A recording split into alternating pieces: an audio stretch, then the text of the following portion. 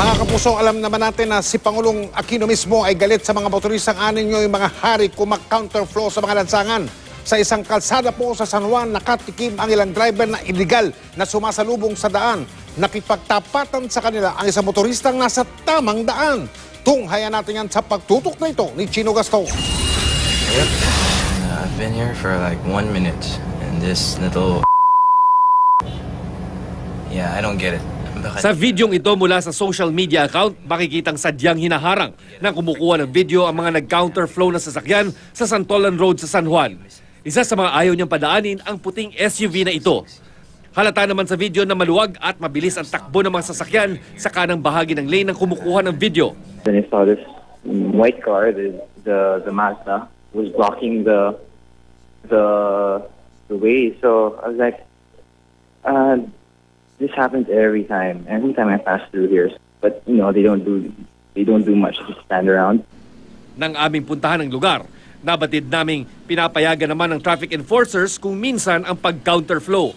Pag inintay na may ipon lang ng may ipon. Kaya may counterflow. Kaya kami So sinasadya din na merong may kumbaga may chance po na lumuwag yung ibang side ng Ortigas.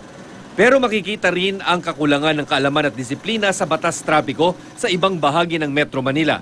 Sa intersection ng Santolan sa EDSA, tila kalakaran na ang mag-counterflow kung ikaw ay kakaliwa papasok ng EDSA.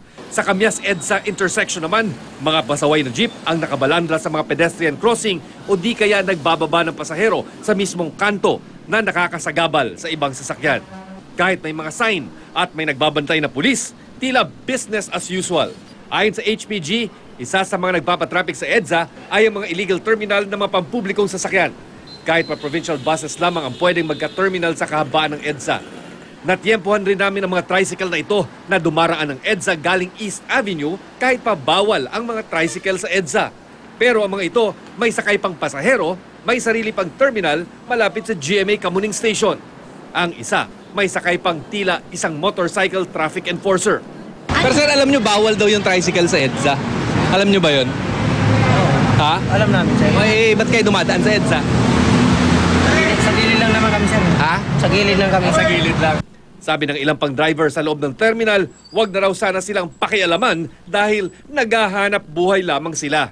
Pero sabi ng HPG, lahat ng illegal terminals ay kanilang tatanggalin. Chino Gasto, nakatutok, 24 oras.